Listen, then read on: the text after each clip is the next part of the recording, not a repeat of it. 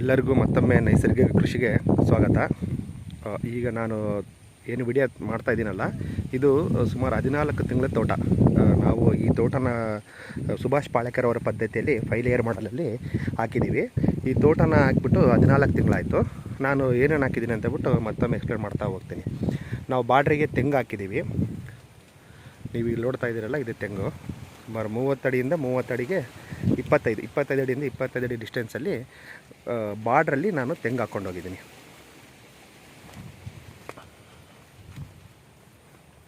So ಈ ತೆಂಗು ಹಾಕ್ಬಿಟ್ಟು ಈಗ 14 ತಿಂಗಳಾಗಿದೆ. ತುಂಬ ಚೆನ್ನಾಗಿ ಬರ್ತಾಯಿದೆ, ಪರವಾಗಿಲ್ಲ. ಒಂದು 2-3 ತೆಂಗಿನ ಸಸಿ ಹೋಗಿದೆ, ಉಳಕ್ಕೆ ಇದು ಮಾಡಿಬಿಟ್ಟು ಹೋಗಿದೆ. ಅದನ್ನ ಸ್ವಲ್ಪ ರಿಪ್ಲೇಸ್ ಮಾಡಬೇಕು. ಇದಾದಮೇಲೆ ನಾವು ಒಳಗಡೆ ಪಪ್ಪಾಯನ್ನು ಕೂಡ ನಾವು ನ್ಯಾಚುರಲಾಗೇ ಬೆಳೆದಿದ್ದೀವಿ. ಯಾವುದೇ DAP ಆಗಲಿ, ಯೂರಿಯಾ ಆಗಲಿ, ಮತ್ತು ಯಾವುದೇ ಕೆಮಿಕಲ್ನ ನಾವು ಸಿಂಪಡಿಸಿಲ್ಲ. ಇದಕ್ಕೆ ನಾವು ಯಥೇಚ್ಛಾಗಿ ಕೊಟ್ಟಿರೋದು ಜೀವಾಮೃತ, ಗೋಕೃಪಾಮೃತ ಮತ್ತು ವೇಸ್ಟ್ ಡಿಕಂಪೋಸರು. ನಾವೇ ನ್ಯಾಚುರಲಾಗಿ ಒಂದಿಷ್ಟು ಗ್ರೋತ್ ಪ್ರಮೋಟರ್ಸ್ನ ರೆಡಿ ಮಾಡ್ಕೊಂಡಿದ್ವಿ. ಅಂದರೆ 3 ಥರದ ಹಣ್ಣುಗಳನ್ನ ಬೆಲ್ಲದಲ್ಲಿ ಮಿಶ್ರಣ ಮಾಡಿಬಿಟ್ಟು ಇಟ್ಬಿಟ್ಟು ಒಂದು 10 ದಿನ ಆದಮೇಲೆ ಅದನ್ನು ಒಂದು ಲೀಟ್ರಿಗೆ 2ರಿಂದ 5 ml ಥರ ಮಿಕ್ಸ್ ಮಾಡ್ಕೊಂಬಿಟ್ಟು ಸ್ಪ್ರೇ ಕೊಡ್ತಾ ಇರ್ತೀವಿ.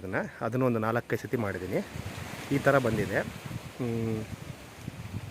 ಪಪ್ಪಾಯ ಬಂದುಬಿಟ್ಟು ಇದು ನಂಬರ್ 15 ಅಂತ ಹೇಳ್ಬಿಟ್ಟು 15 ಅಂತ ಹೇಳ್ಬಿಟ್ಟು ಹೇಳ್ತಾರಲ್ಲ, ಅದು ಇನಿಷಿಯಲ್ ಸ್ಟೇಜಲ್ಲಿ ನನಗೆ ಅಷ್ಟೊಂದು ಪಪ್ಪಾಯಿ ಬರಲಿಲ್ಲ.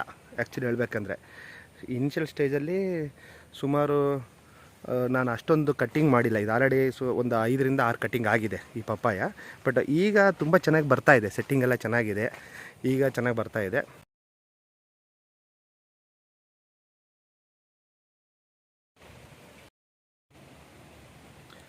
ಸೊ ಇದು ಈ ಥರ ಬರ್ತಾಯಿದೆ. ನನಗೆ ಆ್ಯಕ್ಚುಲಿ ಗಿಡ ಕೊಟ್ಟವ್ರು ಕೂಡ ಹೇಳಿದರು, 100% ನ್ಯಾಚುರಲಾಗಿ ಹೋದರೆ ಗ್ರೋತು ಸಿಗಲ್ಲ ಸರ್, ಒಂದಿಷ್ಟು ಸಮಸ್ಯೆ ಆಗುತ್ತೆ. ನೀವು ಅಟ್ಲೀಸ್ಟ್ ಒಂದಿಷ್ಟಾದ್ರೂ ಯಾವುದಾದ್ರೂ ಕೆಮಿಕಲ್ನ ಯೂಸ್ ಮಾಡಲೇಬೇಕಾಗತ್ತೆ, ಒಂದು 20% ಅಂತ ಹೇಳಿದರು.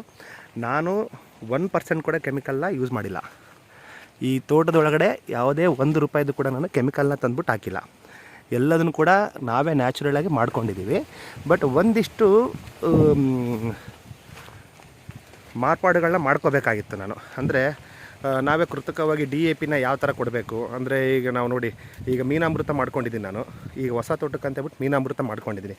ಆ ಮೀನಾಮೃತನ ನಾನು ಲಾಸ್ಟ್ ಇಯರೇ ಮಾಡ್ಕೊಂಬಿಟ್ಟು ಕೊಟ್ಟಿದ್ದರೆ ಯಥೇಚ್ಛಾಗಿ ಯೂರಿಯಾ ಕೊಟ್ಟಂಗೆ ಆಗ್ತಿತ್ತು. ಅದೇ ಥರನೇ ಪತ್ರೆ ಗಿಡ ಅಂದರೆ ಏನು ಬಿಲ್ಲೋಪತ್ರೆ ರಸಾಯನ ಅಂತ ಏನು ಬರುತ್ತಲ್ಲ, ಅದರದ್ದೊಂದು ಪ್ರೊಸೆಸ್ ಮಾಡಿ ಇಟ್ಕೊಂಡಿದ್ದೀನಿ. ಅದನ್ನು ಕೊಟ್ಟಿದ್ದರೆ ಯಥೇಚ್ಛಾಗೆ ಪೊಟ್ಯಾಷಿಯಮ್ ಸಿಗ್ತಾಯಿತ್ತು. ಈ ಥರ ಕೆಲವೊಂದನ್ನು ನಾವು ಇನಿಷಿಯಲ್ ಸ್ಟೇಜಲ್ಲಿ ಮಾಡ್ಕೊಂಡಿದ್ರೆ ಈಗೇನು ನೀವು ನೋಡ್ತಾ ಇದ್ದೀರಲ್ಲ, ಇದಕ್ಕಿಂತಲೂ ಚೆನ್ನಾಗಿ ಗ್ರೋತ್ ಬರ್ತಾಯಿತ್ತು. ಸೊ ಅದಕ್ಕೋಸ್ಕರನೇ ನಾವು ಪ್ರಾರಂಭಿಕ ಹಂತದಲ್ಲಿ ಒಂದಿಷ್ಟು ಈಲ್ಡು ಅಷ್ಟೊಂದು ಬಂದಿಲ್ಲ ನಮಗೆ. ಬಟ್ ಈಗ ತುಂಬ ಚೆನ್ನಾಗಿ ಬರ್ತಾಯಿದೆ. ನೋಡಬೇಕು ಮುಂದೆ ಯಾವ ಥರ ಬರುತ್ತೆ ಏನು ಅಂತ ಹೇಳ್ಬಿಟ್ಟು. ಇದು ಪಪ್ಪಾಯ ಇದ್ರ ಜೊತೆಗೆ ಅಡಿಕೆ ಸಸಿನೂ ಇದೆ. ಅಡಿಕೆನೂ ತುಂಬ ಚೆನ್ನಾಗಿ ಬಂದಿದೆ. ಅಡಿಕೆಗಂತ ಹೇಳ್ಬಿಟ್ಟು ನಾವೇನು ಸ್ಪೆಷಲಾಗಿ ತಂದುಬಿಟ್ಟು ಏನೂ ಹಾಕಿಲ್ಲ. ಕೆಲವರು ಮಣ್ಣು ಏರಿಸ್ತಾರೆ, ಕೆಲವರು ಗೊಬ್ಬರ ಕೊಡ್ತಾರೆ. ನಾವು ಸಗಣಿ ಗೊಬ್ಬರನೂ ಕೂಡ ಹಾಕಿಲ್ಲ. ಆ್ಯಕ್ಚುಲಿ ಸಗಣಿ ಗೊಬ್ಬರ, ಕುರಿ ಗೊಬ್ಬರ ಇಲ್ಲ ಕೋಳಿ ಗೊಬ್ಬರ ಕೊಡೋದು ಉತ್ತಮ. ಅದು ಕೊಟ್ಟರೆ ಇನ್ನೊಂದಿಷ್ಟು ಚೆನ್ನಾಗಿ ಗ್ರೋತ್ ಬರುತ್ತೆ. ನಾವು ಅದನ್ನು ಕೂಡ ಹಾಕಿಲ್ಲ. ಮತ್ತು ನುಗ್ಗಿದರಲ್ಲಿ ಅಷ್ಟೊಂದು ನಮಗೆ ಇನ್ಕಮ್ ಬಂದಿಲ್ಲ.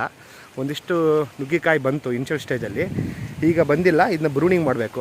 ಇದನ್ನು ಒಂದು 6 ಅಡಿ ಇಂದ ಹಿಡಿದ್ಬಿಟ್ಟು 6ರಿಂದ 7 ಅಡಿಗೆ ಇದೇನು ಕೌಲು ಬಂದಿದೆಯಲ್ಲ, ಇದನ್ನೆಲ್ಲ ಕಟ್ ಮಾಡ್ಕೊಳ್ತಾ ಹೋದರೆ ನೆಕ್ಸ್ಟು ಮತ್ತೆ ಹೀಲ್ಡ್ ಬರುತ್ತೆ. ಸಮ್ಮರಲ್ಲಿ ಬರ್ಬೋದು ಅಂದ್ಕೊಂಡಿದ್ದೀನಿ. ಅದ್ರ ಜೊತೆಗೆ ನಾವು ಬಾಳೆನೂ ಕೂಡ ಹಾಕಿದ್ವಿ.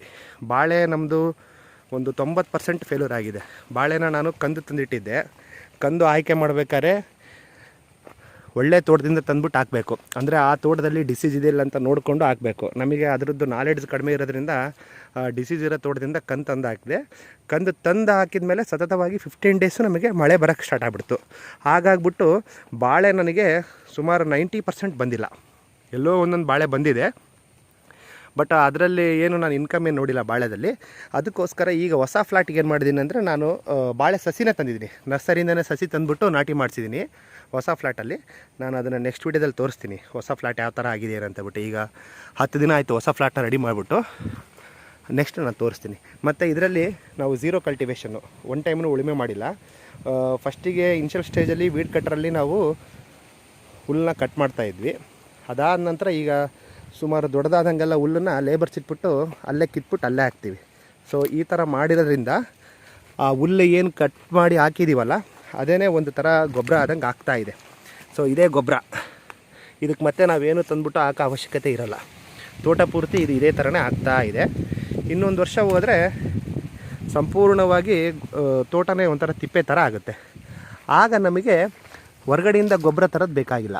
ಸುಭಾಷ್ ಪಾಳೇಕರ್ ಅವರ ಪದ್ಧತಿಯಲ್ಲಿ ಅದನ್ನೇ ಹೇಳೋದವರು, ಜೀರೋ ಬಜೆಟ್ ನ್ಯಾಚುರಲ್ ಫಾರ್ಮಿಂಗ್, ಶೂನ್ಯ ಬಂಡವಾಳ ಕೃಷಿ ಅಂದರೆ ಆದಷ್ಟು ನಾವು ತೋಟದ ಒಳಗಡೆ ಏನೇನು ಸಿಗುತ್ತೋ ಆ ಕಸನೇ ನಾವು ಅದನ್ನೇ ಗೊಬ್ಬರ ಆಗಿ ಪರಿವರ್ತನೆ ಮಾಡ್ಕೋಬೇಕು. ಆಗ ಮಾತ್ರ ಈ ಭೂಮಿ ಫಲವತ್ತತೆ ಆಗ್ತಾ ಹೋಗುತ್ತೆ. ಸೊ ಈ ಥರ ಮಾಡಿದ್ದೀವಿ. ಇಲ್ಲಿ ನೀವು ನೋಡ್ಬೋದು ಗೋವಾ ಇದೆ, ಅಂದರೆ ಪ್ಯಾರಲ ಗಿಡ ಇದೆ. ಅಂದರೆ 36 ಅಡಿಯಿಂದ 36 ಅಡಿಗೆ ಒಂದು ಹಣ್ಣಿನ ಸಸಿ ಬರ್ತಾ ಇದೆ. ಒಂದು ಹಣ್ಣಿಂದಾಗಲಿ, ಇಲ್ಲ ಕರಿಬೇವು, ಇಲ್ಲ ನಿಂಬು, ಕಂಚಿಕಾಯಿ, ನಲ್ಲಿಕಾಯಿ, ಮಾವು, ಈ ಥರ 36 ಅಡಿಯಿಂದ 36 ಅಡಿಗೆ ಹಾಕಿದ್ದೀನಿ. ಇದನ್ನು ಕೂಡ ಬ್ರೂನಿಂಗ್ ಮಾಡಬೇಕು. ಯಾಕಂದರೆ ಇದು ನಮ್ಮ ಕಂಟ್ರೋಲ್ ತಪ್ಪಿ ಮೇಲ್ಗಡೆ ಹೋದರೆ ನಮಗೆ ಕಾಯಿ ಬಂದಾಗ ಕಟ್ ಮಾಡ್ಕೊಳೋಕ್ಕೆ ಸಮಸ್ಯೆ ಆಗುತ್ತೆ. ಸೊ ಇದೊಂದಿಷ್ಟು ಬ್ರೂನಿಂಗ್ ಮಾಡಬೇಕು. ಇದ್ರ ಜೊತೆಗೆ 36 ಅಡಿದು ಏನು ಹಣ್ಣಿನ ಸಾಲು ಬರುತ್ತಲ್ಲ, ಈ ಸಾಲಲ್ಲಿ ನಾನು ಗ್ಲಿಸಿಡಿ ಹಾಕೋ ಅಂತ ಹೋಗಿದ್ದೀನಿ. ಇಲ್ಲಿ ನೋಡ್ಬೋದು ಈ ಸಾಲಲ್ಲಿ ಗ್ಲಿಸಿಡಿ ಏನಕ್ಕೆ ಹಾಕಿದ್ದೀನಿ ಅಂದರೆ, ನಮ್ಮ ತೋಟದಲ್ಲಿ ಈಗ ತೋಟ ಮುಂಚೆಲ್ಲ ಕೆಮಿಕಲ್ ಫಾರ್ಮಿಂಗ್ ಮಾಡಿಬಿಟ್ಟು ಅದರಲ್ಲಿ ಆರ್ಗಾನಿಕ್ ಕಾರ್ಬನ್ ಇಲ್ಲ. ಸೊ ಸಾವಯವ ಇಂಗಾಲ ಇಲ್ಲಂತಂದರೆ ನಾವು ಯಾವುದೇ ನ್ಯಾಚುರಲ್ ಫಾರ್ಮಿಂಗ್ ಮಾಡ್ತೀವಿ ಅಂದರೆ ಸಕ್ಸಸ್ ಆಗೋಕ್ಕಾಗಲ್ಲ. ಅದಕ್ಕೋಸ್ಕರನೇ ಯಥೇಚ್ಛಾಗಿ ನೈಟ್ರೋಜನ್ ಯಾವ್ಯಾವ ಸಸಿಲಿ ಬರುತ್ತೋ ಆ ಸಸಿನ ಹಾಕ್ಕೊಂಡ್ರೆ ಎಷ್ಟು ಬೇಗ ಆಗುತ್ತೋ ಅಷ್ಟು ಬೇಗ ನಾವು ಆರ್ಗ್ಯಾನಿಕ್ ಕಾರ್ಬನ್ನ ಇಂಪ್ರೂವ್ ಮಾಡ್ಕೋಬೋದು. ಅದಕ್ಕೋಸ್ಕರ ನಾನು 36 ಅಡಿ ಹಣ್ಣಿನ ಸಾಲೇನು ಬರುತ್ತಲ್ಲ ಆ ಸಾಲಲ್ಲಿ ಗ್ಲಿಸಿಡಿಯನ್ನು ಹಾಕೋ ಅಂತ ಹೋಗಿದ್ದೀನಿ. ಈ ಥರ ಗ್ಲಿಸಿಡಿಯ ಬಂದಿದೆ. ಅದನ್ನು ನಾವು ಒಂದು ಲೆವೆಲ್ಗೆ ಆದಮೇಲೆ ಮೇಲ್ಗಡೆ ಹೋದ್ಮೇಲೆ ಒಂದು 6 ಇಂದ 7 ಅಡಿಗೆ ಇದನ್ನ ಕಟ್ ಮಾಡಿಬಿಟ್ಟು ಇಲ್ಲೇ ನೆಲದಲ್ಲಿ ಹಾಕ್ತೀವಿ. ಆವಾಗ ಏನಾಗುತ್ತೆ, ಇದರಿಂದ ಯಥೇಚ್ಛಾಗಿ ಗೊಬ್ಬರ ಸಿಗುತ್ತೆ ನಮಗೆ. ಇದು ಒಂದು ಪದ್ಧತಿ. ಮತ್ತು ಇದ್ರ ಜೊತೆಗೆ ನಾವು ಅಗಸೆನ ಹಾಕ್ಕೊಳ್ಳೋದು ತುಂಬ ಉತ್ತಮ. ಅಗಸೆ ಹಾಕ್ಕೊಂಡ್ರೆ ಅದು ಬೇಗ ಬೆಳೆಯುತ್ತೆ, ಪ್ಲಸ್ಸು ಅದರದ್ದು ಎಲೆ ತೊಪ್ಪಲು ಅದೆಲ್ಲ ಬಿದ್ದುಬಿಟ್ಟು ಬೇಗ ನೈಟ್ರೋಜನ್ ಫಿಕ್ಸಡ್ ಆಗುತ್ತೆ ತೋಟಕ್ಕೆ. ಅದೊಂದು ಪ್ಲಸ್ ಪಾಯಿಂಟು. ಮತ್ತು ಸಾಧ್ಯವಾದಷ್ಟು ನಾವು ಚೆಂಡು ಹೂವನ್ನು ಕೂಡ ಹಾಕಿದ್ದೀವಿ. ಅಲ್ಲೆಲ್ಲ ಒಂದೊಂದು ಚೆಂಡು ಹೂವನ್ನು ಕೂಡ ಹಾಕಿದ್ದೀವಿ. ಚೆಂಡು ಹೂ ಹಾಕೋ ಕಾರಣ ಏನಂದರೆ, ಒಂದು ನಮಗೆ ಪೂಜೆಗೆ ಅನುಕೂಲ ಆಗುತ್ತೆ, ಪ್ಲಸ್ ಎರಡನೇದು ಒಂದಿಷ್ಟು ಡಿಸೀಸ್ ಬರೋಲ್ಲ ಚೆಂಡು ಹೂ ಇತ್ತಂದರೆ. ಮತ್ತು ದುಂಬಿಗಳನ್ನ ಆಕರ್ಷಣೆ ಮಾಡುತ್ತೆ, ಮತ್ತು ಜೇನುಗಳನ್ನ ಆಕರ್ಷಣೆ ಮಾಡುತ್ತೆ. ಇದರಿಂದ ಪರಾಗಸ್ಪರ್ಶ ಆಗ್ಬಿಟ್ಟು ನಮಗೆ ಪಪ್ಪಾಯಿಗೆ, ಬಾಳೆಗಾಗಲಿ ಅನುಕೂಲ ಆಗುತ್ತೆ, ನುಗ್ಗೆಗೂ ಕೂಡ ಅನುಕೂಲ ಆಗುತ್ತೆ. ಚೆಂಡು ಹೂ ಹಾಕೋದು ಕೂಡ ತುಂಬ ಉತ್ತಮ. ಈ ರೀತಿ ತೋಟನ ನಾವು ವಿಂಗಡಣೆ ಮಾಡ್ಕೊಂಡಿದ್ದೀವಿ. ಒಂದೇನೆಂದರೆ, ಇನಿಷಿಯಲ್ ಸ್ಟೇಜಲ್ಲಿ ನಾವು ನೈಸರ್ಗಿಕ ಕೃಷಿ ಹೋಗ್ತೀವಂದರೆ ಒಂದಿಷ್ಟು ಹಸಿರೆಲೆ ಗೊಬ್ಬರನ ನಾವು ತೋಟಕ್ಕೆ ಸೇರಿಸ್ಬೇಕಾಗುತ್ತೆ. ಹಸಿರೆಲೆ ಗೊಬ್ಬರನ ಸೇರಿಸೋದ್ರಿಂದ ಸುಮಾರು ಟನ್ಗಟ್ಟಲೆ ಗೊಬ್ಬರನ ನಾವು ಭೂಮಿ ಒಳಗಡೆ ಕೊಟ್ಟಂಗಾಗುತ್ತೆ. ಆಗ ನಮಗೆ ಪಪ್ಪಾಯ ಮತ್ತು ಬಾಳೆಗೆ ತುಂಬ ಹೆಲ್ಪ್ ಆಗುತ್ತೆ. ಯಾಕಂದರೆ ಪಪ್ಪಾಯ ಬಂದುಬಿಟ್ಟು 8 ರಿಂದ 10 ತಿಂಗಳಿಗೆ ಕ್ರಾಪ್ ಬರುತ್ತೆ, ಬೇಗ ಬರೋಂಥ ಕ್ರಾಪು. ಅದಕ್ಕೆ ಎಷ್ಟು ನಾವು ಪೋಷಕಾಂಶಗಳನ್ನ ಕೊಡೋಕ್ಕಾಗುತ್ತೋ ಸಾಧ್ಯವಾದಷ್ಟು ಅಷ್ಟನ್ನು ಕೊಟ್ಟಷ್ಟು ಒಳ್ಳೆ ಇಳುವರಿ ಬರುತ್ತೆ. ನಾವು ಇನಿಷಿಯಲ್ ಸ್ಟೇಜಲ್ಲಿ ಒಂದಿಷ್ಟು ಪೋಷಕಾಂಶಗಳನ್ನ ಸರಿಯಾದ ರೀತಿಯಲ್ಲಿ ಕೊಡದೇ ಇರೋದ್ರಿಂದ ನಮಗೆ ಸ್ಟಾರ್ಟಿಂಗಲ್ಲಿ ಇಳುವರಿ ಅಷ್ಟೊಂದು ಬರಲಿಲ್ಲ. ಬಟ್ ಈಗ ತುಂಬ ಚೆನ್ನಾಗಿ ಬರ್ತಾಯಿದೆ. ಇದು ನೋಡಿ, ಅಡಿಕೆ ಸಸಿ ಈ ಥರ ಇದೆ. ಇದು ಈಗ ಆಡೆ ಕೆಳಗಡೆ ನೀವು ನೋಡ್ಬೋದು, ಕೆಳಗಡೆ ಕಾಣ್ತಾ ಇದೆ, ಲೈನ್ ಬರ್ತಾ ಇದೆ, ಪಟ್ಟಿ ಬರ್ತಾ ಇದೆ. 14 ತಿಂಗಳದು ಅಡಿಕೆ ಸಸಿ ಇದು. ಎಲ್ಲ ಸಸಿ ಇದೇ ಥರ ಇಲ್ಲ, ಒಂದೊಂದು ತುಂಬ ಚೆನ್ನಾಗಿ ಬಂದಿದೆ, ಒಂದೊಂದು ಈ ಥರ ಇದೆ. ಬಟ್ ಓವರಾಲ್ ತೊಗೊಂಡ್ರೆ ತೋಟ ತುಂಬ ಚೆನ್ನಾಗಿ ಆಗ್ತಾಯಿದೆ. ನಮಗೆ ಪ್ರಾರಂಭಿಕ ದಿನಗಳಲ್ಲಿ ಒಂದಿಷ್ಟು ಪೇಷನ್ಸ್ ಬೇಕು. ನಾವು ಸರಿಯಾಗಿ ಗ್ರೋತ್ ಆಗ್ತಿಲ್ಲ, ಸರಿಯಾದ ರೀತಿಯಲ್ಲಿ ಫ್ಲವರ್ ಸೆಟ್ಟಿಂಗ್ ಆಗ್ತಾಯಿಲ್ಲ ಅಂತ ಅನಿಸುತ್ತೆ. ಆ ಸಮಸ್ಯೆ ಆಗಬಾರ್ದಂದ್ರೆ ನಾನು ಹೇಳ್ದಂಗೆ ಹಸಿರೆಲೆ ಗೊಬ್ಬರನ ಫಸ್ಟಿಗೆ ತೋಟದೊಳಗಡೆ ಸೇರಿಸ್ಬೇಕು, ಎಷ್ಟಾಗುತ್ತೆ ಅಷ್ಟು. ಮತ್ತು ಇನಿಷಿಯಲ್ ಸ್ಟೇಜಲ್ಲಿ ಸಾಧ್ಯವಾದರೆ ಸಗಣಿ ಗೊಬ್ಬರ ಇಲ್ಲ ಅಂತಂದರೆ ಕುರಿ ಗೊಬ್ಬರನ ಯಾವುದಾದ್ರೂ ಹಾಕೋದು ತುಂಬ ಅನುಕೂಲ. ನಾವು ಅದನ್ನು ಹಾಕಿಲ್ಲ, ಅದನ್ನು ಹಾಕದೇ ಇರೋದ್ರಿಂದ ನಾವು ಇನಿಷಿಯಲ್ ಸ್ಟೇಜಲ್ಲಿ ನಮಗೆ ತೋಟದಲ್ಲಿ ಪಪ್ಪಾಯದಲ್ಲಿ ಸೆಟ್ಟಿಂಗ್ ಕಾಣಲಿಲ್ಲ. ಬಟ್ ನಾವು ಯಥೇಚ್ಛ ಜೀವಾಮೃತ, ಗೋಕೃಪಾಮೃತ ಯೂಸ್ ಮಾಡಿರೋದ್ರಿಂದ ಈಗ ಅದ್ಭುತವಾಗಿ ನಮಗೆ ಸೆಟ್ಟಿಂಗ್ ಬರ್ತಾಯಿದೆ. ಸೊ ಸುಮಾರು ನಾನೀಗ ಒಂದು 4 to 5 ಮಂತ್ಸಿಂದ ಪಪ್ಪಾಯಿ ಕೊಡ್ತಲೇ ಇದ್ದೀನಿ. ಇನ್ನೂ ನನ್ನ ಪ್ರಕಾರ ಇನ್ನೂ ಒಂದು 6 ಮಂತ್ಸ್ ಅಂತೂ ಪಪ್ಪಾಯಿ ಬರುತ್ತೆ ಅಂದ್ಕೊಳ್ತೀನಿ. ಯಾಕಂದರೆ ಪಪ್ಪಾಯದಲ್ಲಿ ಮೇನು ಡಿಸೀಸ್ ಯಾವುದೂ ಇಲ್ಲ, ತೋಟದಲ್ಲಿ ಯಾವುದೇ ಡಿಸೀಸ್ ಬಂದಿಲ್ಲ. 14 ತಿಂಗಳದು ಪಪ್ಪಾಯಿ ಅಂತಂದರೆ ಕೆಲವೊಂದು ತೋಟದಲ್ಲಿ ಕೆಮಿಕಲ್ ಫಾರ್ಮಿಂಗ್ ಮಾಡಿರೋರಿಗೆ ಡಿಸೀಸ್ ಬರುತ್ತೆ. ಬಟ್ ನಮ್ಮ ತೋಟದಲ್ಲಿ ಯಾವುದೇ ಒಂದು ಗಿಡಕ್ಕೂ ಕೂಡ ಡಿಸೀಸ್ ಇಲ್ಲ. ನಮಗೆ ಅದೇ ಮೇಜರ್ ಪ್ಲಸ್ ಪಾಯಿಂಟು. ಸೊ ಹಂಗಾಗ್ಬಿಟ್ಟು ನಾನು ಇನ್ನೂ